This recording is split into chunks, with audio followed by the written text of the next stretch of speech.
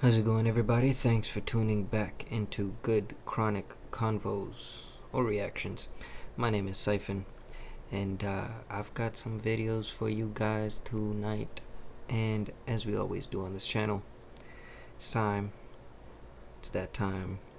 It's that time to get our bongs, get our blunts, get our spliffs, get our vapes, get this coffee, grab OJ. It's time to take this hit and get into the show. So, as we always do, and as I always do on this show, I'm gonna go ahead, take my hit, come back, and get back with y'all. So, here we go.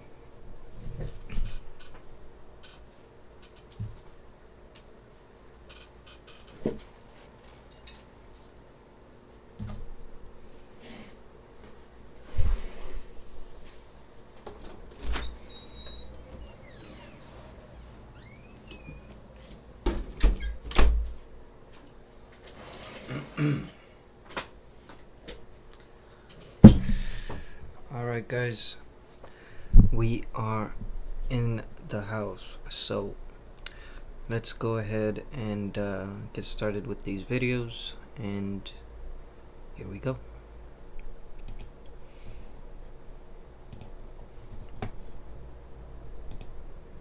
Get down! Get down! Put something around my neck. I'm so scared. You're about to witness the real footage of the San Pedro hauntings. Take a seat because this story is crazy, and it's about a demon that resides in an attic. This is definitely one of the craziest stories I've covered. We have Jackie. She's a single mother that just rented out a new house. She is 23 years old and she has a 2-year-old son. By the way, it is the year 1988. This is where the story gets bizarre. Orbs of light start wandering around her house. And these orbs you can see with your bare eyes. This is not just a camera phenomenon. They are floating around her house and they are following them and taking pictures of them. Things being misplaced and turned upside down. Bed sheets being mysteriously burned. Footsteps constantly sprinting up and down the attic. Doors opening and shutting, intense episodes of sleep paralysis, and constantly being shoved. When Jackie recounts these memories, it is not something that is easy for her to talk about. She was genuinely traumatized. There's something that's in the house that actually was there before you came, so it's not your house, it's their territory, not yours. So you're the intruder. That's how I felt. I felt like I was the intruder. At this point, Jackie is just done. She's freaking out. It always feels like something is watching her. She decides to invite her ex-husband over for support. He stops by, and he would say that truthfully, he just thought Jackie was trying to get attention. So, making an effort to figure out what is in the house, he challenges it. If you are here, let's see. Show yourself. Of course, nothing happened. And he's like, see, I told you. But then he leaves and Jackie goes in the closet. Written hundreds and hundreds of times is Jackie's ex-husband's name out. Every A in blue and every L in red. The challenge has been answered. With nowhere else to turn, Jackie calls a paranormal investigation crew. Keep in mind, it is 1988, so they have these huge cameras. It's like holding an RPG on your shoulder. All of a sudden, the light goes off. Right during the interview. Immediately after they get there, the mayhem starts, and hearing footsteps coming from the ceiling, they decide to investigate the attic. Listen to this recording. Hear it? He's walking back and forth up there. It is walking, definitely. Yes. Quiet, everyone. Shh, quiet.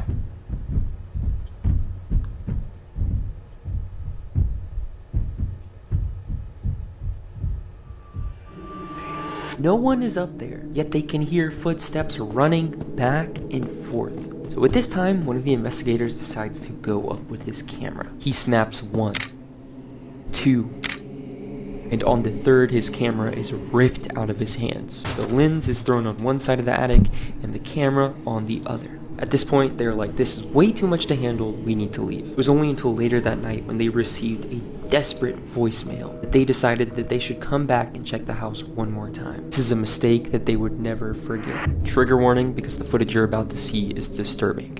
When the investigators arrive back at the house, two of them decide to go back into the attic, Jeff and Barry. At this point, they're just trying to figure out what is going on and they just want to help Jackie. They cautiously pull themselves through the tiny hole. Immediately, once inside, they both feel like they're being watched. Jeff was just carrying a flashlight, although Barry had his camera. And just as soon as they got in, Barry heard Jeff scream. It is then when he turned around to see what happened, but it was extremely dark. The only thing he could make out was Jeff's shirt, and he noticed that Jeff was pressed up against the rafters at a 45-degree angle, his head pulled flush against the wall. The only source of light Barry had was the flash on his camera, so he began to snap pictures. This is what he captured. A piece of clothing line had been wrapped around Jeff, and then something lifted him and attached him to a nail on the rafter. Barry had to fight to get him down. Here's the video following the incident. Right now, Jeff, what happened? Put something around my neck. Look at his. Oh shit. Oh my God. Jeff, please get down. I gotta get out of here. Whoa. It's definitely raising me up. Jeff. Get the mic. Get the mic on. Jeff, here you go, buddy. Here you go. Here you go. What the hell happened? Are you okay, buddy? Oh shit. God. Look at his neck. Look, Jeff, come on. what's behind your neck? I don't know what's on my Come neck. on, come on down. Come on down. A piece of rope. Oh shit. Gary, get down out of there, buddy.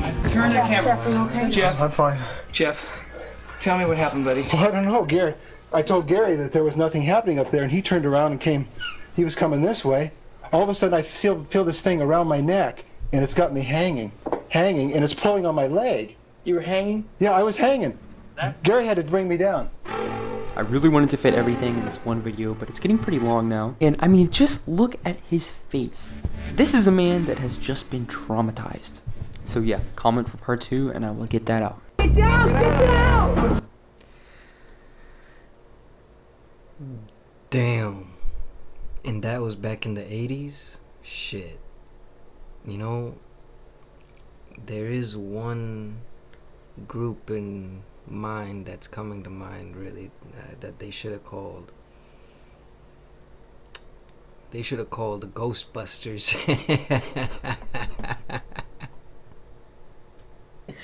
Cause holy, like, what in the heck? That is creepy. And those pictures where his neck and his body is just like hanging up there, and he's like, I don't even, yo, poor lady. She really was intruding in some demon's territory here, over here. But what's crazy is that they actually have no claim to territory. I'll explain that some other time, but yeah. On to the next one. Want to get creeped out? Let's talk about someone else who tried the Three Kings challenge. This was from Reddit user Renegade2366, but we're gonna call him Tom. If you don't know what the Three Kings challenge is, it's a way to see the shadow side. I have a video up about what it's about. Tom said that he had never tried anything like this before, but he has more guts than brains, which love that, so he decided to give it a try. He did it at his dad's house, which had a large unfinished cement basement. There are very specific instructions on what you need to do this challenge or ritual, but most importantly, you need a loved one to help you with it, and you need a power object. Your loved one is basically your backup in case shit hits the fan, so Tom had his girlfriend helping him, and his power object was a watch that his grandfather had given to him. He set everything up the exact way the instructions described and set his alarm for 3:30 in the morning and went to sleep. Tom's alarm clock goes off at 3:30. He rushes to the basement and in this rush forgets his cell phone, so already he should have aborted the mission. But he didn't. Tom's girlfriend sits at the top of the stairs. She's just gonna read while he tries this out, and he goes into the basement. As soon as he got into the basement, he felt like there was a presence there right off the bat. He was feeling nervous and excited, but was mostly just focusing on the candle which was lit in his hand and making it to the middle chair without looking at the mirrors, because you're not allowed to look at the mirrors throughout this entire thing. dancing. The flicker from the candlelight made everything look like it was moving or dancing, and he could see his reflection in his peripheral vision in the mirrors, and it kind of looked like he was dancing. After sitting there for a while, he started to feel like there were no walls in the room and like it was just never-ending darkness, and he started to feel a little bit more nervous, a little bit more scared. He was sitting there trying to not get freaked out from the openness and the emptiness of the room when he noticed some movement in his peripheral vision. Tom was getting very nervous at this point and just focusing on looking straight ahead, but also trying to figure out what he was seeing from his peripheral. He was starting to get a headache from focusing so hard. The hum of the fan was starting to bother him, and he was focusing so hard that he didn't notice that there was a murmuring sound in the room until he did. It didn't sound like whispering, but more so when you can like hear a muffled conversation, maybe through your pillow, you're trying to fall asleep, something like that. I do also suggest reading what he wrote because I was reading it in the middle of the night, putting myself in his shoes, and it was creeping me right out. So he's hearing this murmuring and he leans forward so he can try to hear more, even though that doesn't make sense because it's coming from the side. And he admits that doesn't make sense, but that's just what he thought to do in the moment. Tom also said that the hum of the fan sounded like a hurricane at this point, which totally makes sense to me. Have you ever watched something in the middle of the night and you have the volume really low, maybe like 4 or 5, but as time goes on, as the night goes on, it just seems like it's just getting louder and louder? Know what I mean?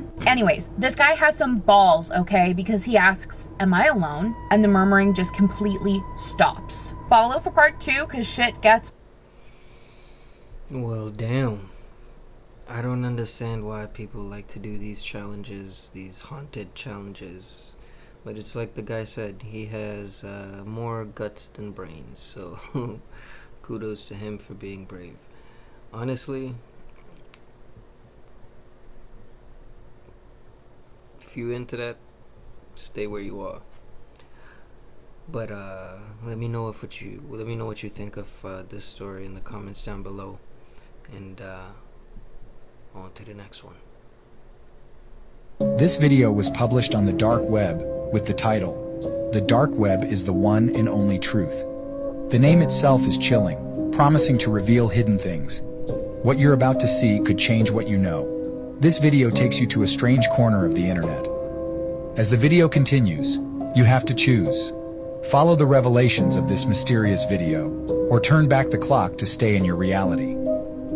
But beware, exploring the dark web can be risky. Sometimes the truth is disturbing and can shake up what you believe. Proceed with caution, because once you've seen what's in this video, there's no turning back. You may discover a truth that's hard to ignore, hidden in the shadows of the dark web.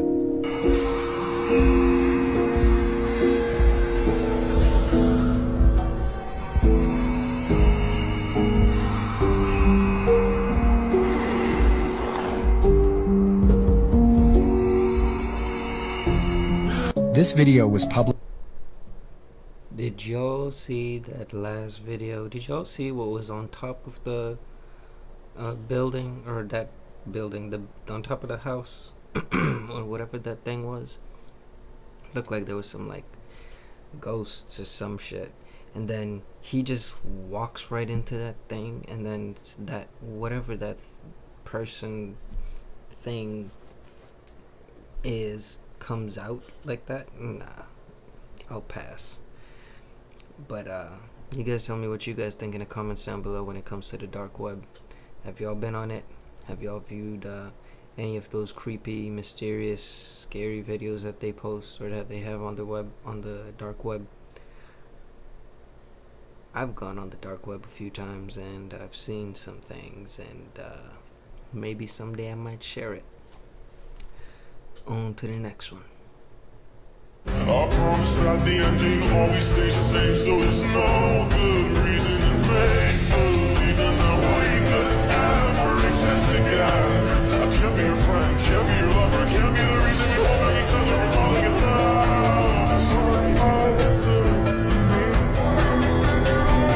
wanna sing a song that we just lost. I promise that. That's trippy. In the video, it looks like, you know, the woman is with basically like her child, but she's really the kidnapper, and a lot of kids do get kidnapped. Very similar fashion. So keep your eyes on the kids, make sure that they are safe. And once again, as I've said plenty of times before, leave the kids alone. On to the next one. This is why you have to be careful who you let into your Halloween parties.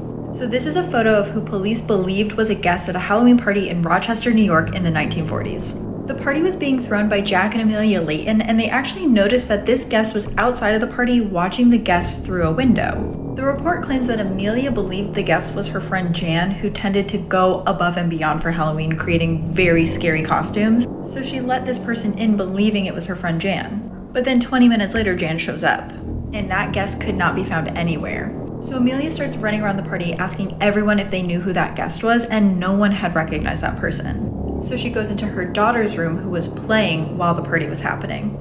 And the police report states that the only thing there left of Amelia's daughter was a bloody shoe. 4 other reports of this guest being at parties that night were called into police, and all of them resulted in missing children's cases. The identity of this person has never been found, and none of the kids have been found either. This is why That's creepy as hell.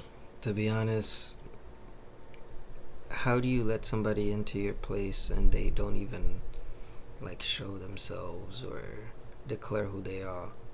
So honestly, yeah. And it's always around like Halloween where these kinds of people pop up. So if y'all have anything going on for Halloween this year, and you know that you have somebody who's an extravagant costume dresser, whatever, for Halloween, and you end up inviting somebody into your place that doesn't mention who they are, just know you need to potentially look into who that person is. Alright, on to the next one. In a horrifying piece of CCTV footage, a man tries to abduct a barista through the drive-thru window. Washington State Police have released this clip that occurred on Monday at around 5 a.m. of a man in his car trying to pull the barista out of the drive-thru window into his car whilst he's holding a zip tie device. She's seen just handling cash before he literally lurches out of the window and grabs her wrist, and the other hand has a zip tie. Thankfully, she managed to escape before he just sped off. Despite the terrifying nature of the crime, thankfully, due to the publication of the CCTV, police received loads of tips and actually arrested a suspect on Tuesday morning. The giveaway for the alleged suspect was actually the tattoo, which spelled Chevrolet. Not a very common tattoo, but led to a lot of people phoning in and even giving a name. Thank goodness she managed to get away. That is not... Yeah, thank goodness she managed to get away, because that person was about to yank her out of that window. Holy. And he had the zip ties ready. He was ready to pull her, bound her, gag her, shut her up, put her in the back of the truck, and just run off. Holy. And they're doing this like at the drive-thru? Oh my god. Brave. Not just brave, but like, I don't even know what to say about it, because that's just crazy. That's just wild. You guys tell me what you guys think about this in the comments down below. On to the next one. It was supposed to be a joke! It was just a joke! Here's how I get my partner to love me more. I've been slowly adding salt to our Brita filter. Oh, I just got a call that my partner is in the hospital. My partner is still in the hospital. They still don't know what's wrong.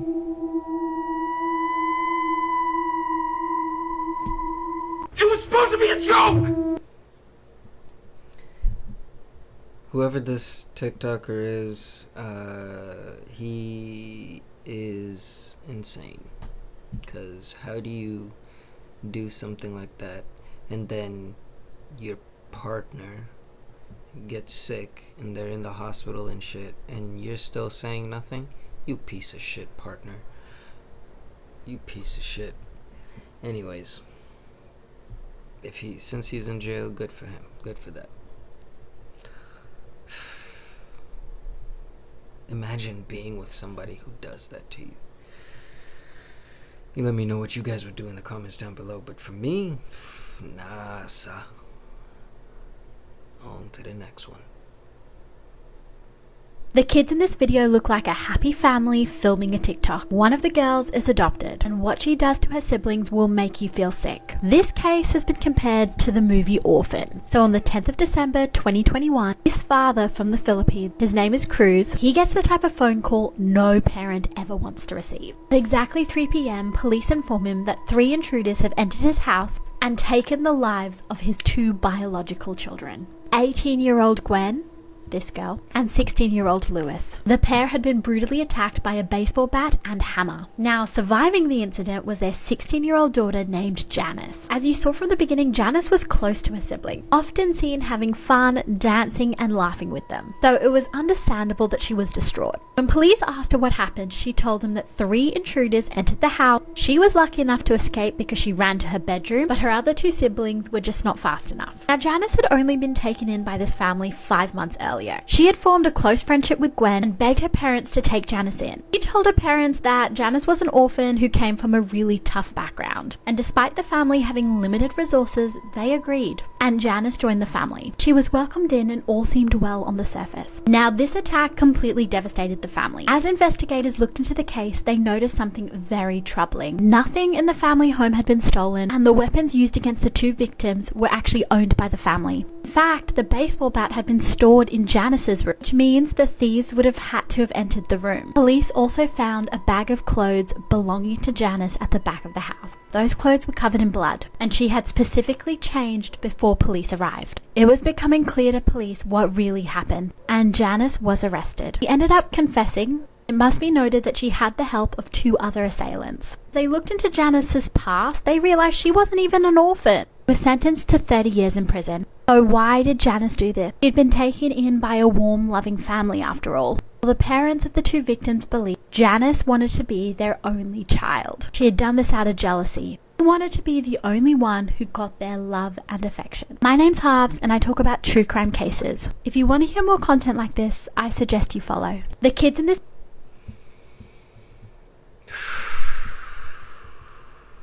That's a definite. What? Yo. That's an orphan from hell. How? That's not. And then at the end, come to find out that it ain't even. That the girl wasn't even really a real orphan like that. Oh my god. How did. All I can say is, if you guys are adopting anybody, always just be sure that they're actually kids, and that they do need you. So, anyways, that's creepy as fuck. I don't know about y'all, but to me, that's creepy. You go and adopt somebody and they come out to be a total killer ass bitch. Anyways, on to the next video. You guys tell me what you guys think of this in the comments down below. Would you guys adopt somebody? Would you guys let somebody who you adopted just somehow murder your kids?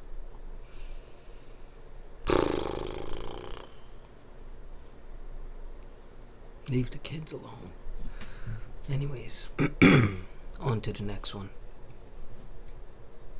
One night, my little sister, I think she was about 3 or 4 around this time, she was sleeping, she went down for a nap, she ended up waking up, and it was me, my mom, and I think my other sister in the living room. She comes and tells my mom, like, hey, like, Grandpa says he misses you. Mom's like, who are you talking about? She's like, yeah, Grandpa says he misses you and loves you or something like that. We're like, what the heck, who are you talking about? She starts crying. She's like, I miss him. My mom's like, who are you talking about? And she's like, look. And she goes in my mom's room and pulls out a picture of our great grandpa. Yeah. And it's crazy because I've never met him. My little sister hasn't met him, and like we're a big age difference, so obviously it was years ago that he had passed away. She basically saw him in her dream, or he talked to her somehow, and my mom and all of us were kind of like scared. Kind of like what we concluded was that maybe like he reached out to her in her dream while she was sleeping. One night, my little... You should always pay attention to what kids say, especially when they're talking about people who you may recognize in terms of their names and who they are to you and the family and stuff. But if they're people who have long passed and aren't even alive to be spoken of like that, be very wary what your kids tell you, because those are signs. And how creepy is that too? Like, you have your little sister or brother coming and telling you that they're seeing, or that they say your great grandpa says I love you, and like, that's weird craziness to me. Anyways, you guys tell me what you guys think about this in the comments down below, and on to the next video.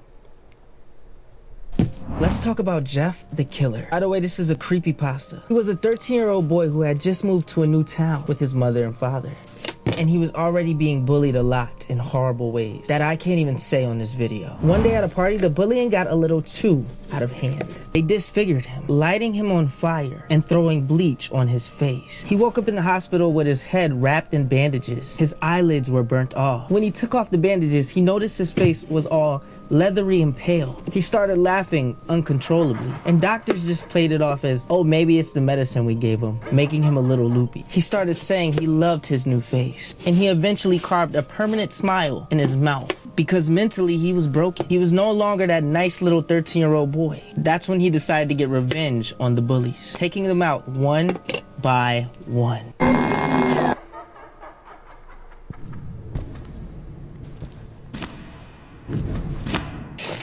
This watermelon's good. He even took his family's life. What did they do to you, bro? What did they do? Now it's stated that he comes after anyone who stays up late. This was the last photo someone took of him before he got them. This picture is supposedly cursed. That is wild. This boy, oh man. I'd heard about this story, and apparently he was bullied real bad. Like, he was bullied really, really bad. And basically, his family tried to get him some help and stuff. It didn't work out too well.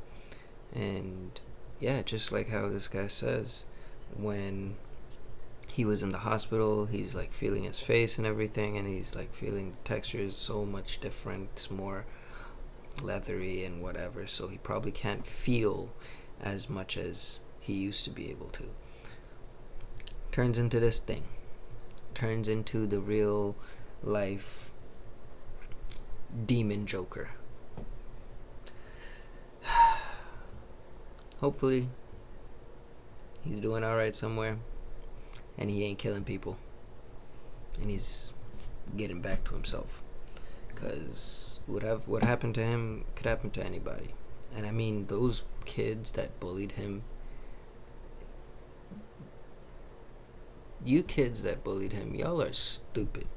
What the fuck were you guys doing when y'all thought it was a good idea to light him on fire? Are you kidding me? You lit him on fire. I'd have probably gotten my revenge on these bullies too. Anyways, on to the next video. But let me know what you guys think about this video in the comments down below, and let me know what you guys would do if you guys were in that boy's position. Would you become the killer that he's become, or would you just turn the other cheek? Anyways, next video. If you ever find yourself in this situation, don't do what she did. In 2006, a group of cave divers decided they wanted to film a documentary in one of the most dangerous caves in the world. But only a few hours into their descent, and a freak storm erupts on land, collapsing the entrance to the cave. In order to avoid the huge falling rocks that were coming off the ceiling, they were forced to swim through one of the uncharted sections of the cave. After they've been diving for over an hour, they luckily come across this island in the middle of a tunnel, where they set up camp and wait to be rescued. After 48 hours and no sign of a rescue, the cameraman actually starts filming in case they don't make it out of there. At the same time, one of their crew members does something very stupid.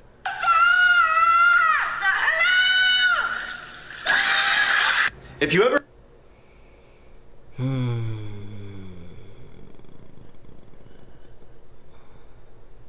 Mr. Ballin', Mr. Ballin'. Oh man. That, imagine you're, once again, you cave diving. What are you cave diving for? And then on top of that, a storm comes and literally is saying, yeah, I'm coming and you gonna stay trapped in that cave. Like, I honestly, man, you tell me what you guys would do in that situation, because for me, I am not even trying to be near that situation. And at the end there, did you see that figure that was standing behind them? Like, looked like a vampire or something. Anyways, on to the next one. Imagine getting arrested for having a child with a dead body. Jennifer Burrows is a 26-year-old who was working at a morgue when she was arrested after a DNA test proved her child's father was a dead body she was supposed to autopsy. But it actually gets worse from here, because while Jennifer was working as an assistant pathologist at the morgue, she had relations with more than 60 bodies, belonging to men aged 17 to 71 years old. She did this for 2 years until it led to the birth of her son. Her son's father was a 57-year-old veterinarian from Texas, who passed away in a car accident in 2017. Jennifer was charged with 158 counts of indecent treatment of a corpse. Many psychologists and experts have debated why someone would do this. The reasons range from curiosity to severe mental illness. Some even believe Jennifer was suffering from psychosis. Alright, after all that, I don't really know how to end this video, so stay safe out there and follow. What? This person was... What? First of all, I'm all discombobulated here. How is this dead body even skeeting? It would have to probably be like just a few hours, like a couple hours after a person's dead for something like that to even be potentially possible. Because what? You're having sex with corpses? You nasty, you piece of nasty. Huh. You piece of nasty. Nasty. On to the next one. The urban legend goes that this college-age girl lived in a dorm with her best friend. So there was this big party going on. She invited her roommate, like, hey, there's this huge party going on. Her roommate was like, I'm not going. Like, I got too much I gotta do. I need to study. I got a test tomorrow. Like, it's just not gonna happen. So she kept trying to convince her, and then eventually she was just like, okay, I'm gonna go to the party. I'll come back. I'll see you. We'll kick it, whatever, right? Yeah. And she goes out, has the time of her life, whatever, comes back home. It's really late, and all of the lights are off at the apartment. But when she gets there, the door is unlocked. She always locks them. Maybe she just forgot. She walks in, all the lights are off. She almost went to her room, but then she was like, nah, it's late. I'm gonna just let her sleep. So she goes to bed, right? She wakes up the next morning. She didn't hear her roommate, and she was like, like, that's weird. She said she had a test and she needed to study. So she goes out, all of the lights are still off. Like, everything looks exactly how it did last night, right?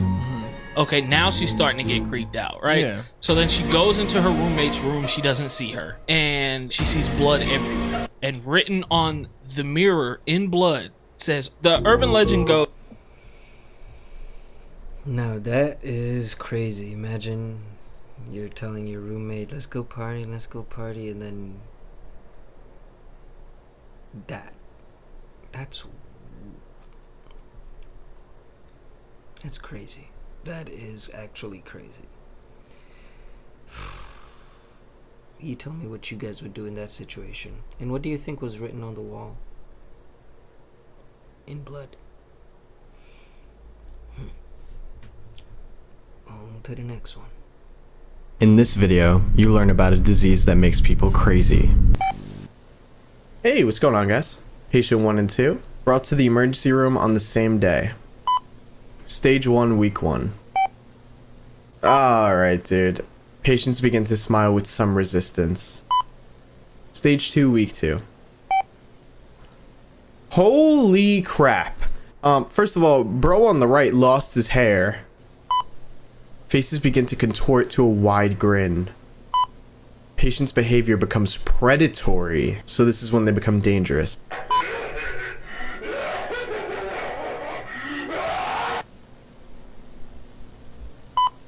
Stage 3, week 4. What? Okay, wow. Fungus has permanently damaged facial tissue. I was gonna say, it looks like they're just falling apart at this point, leaving a severely contorted face.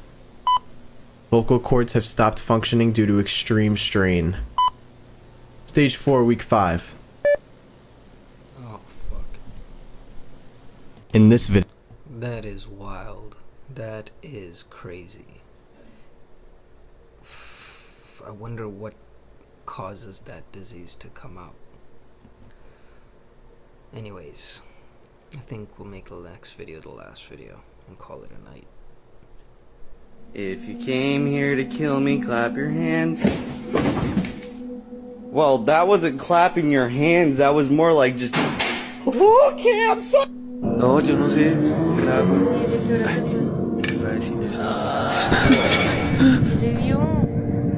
¿Sí vio?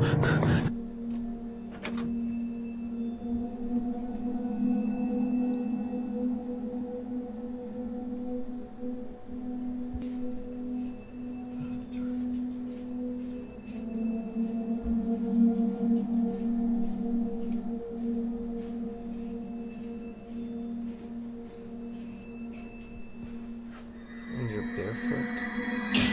Oh my goodness. What was that?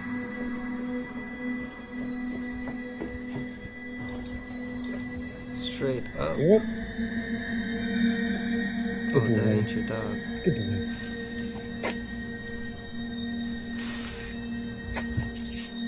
Yep.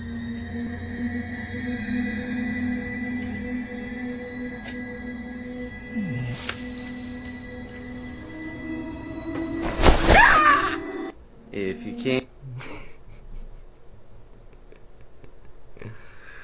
I fucking hate TikTok sometimes and these stupid people. Oh my god. Anyways, hope y'all had a good night. Hope y'all had a good time watching these videos with me. You let me know what you guys think in the comments down below. And these weren't the creepiest, but they were still creepy stories that were told. Now, y'all have a good night. Peace.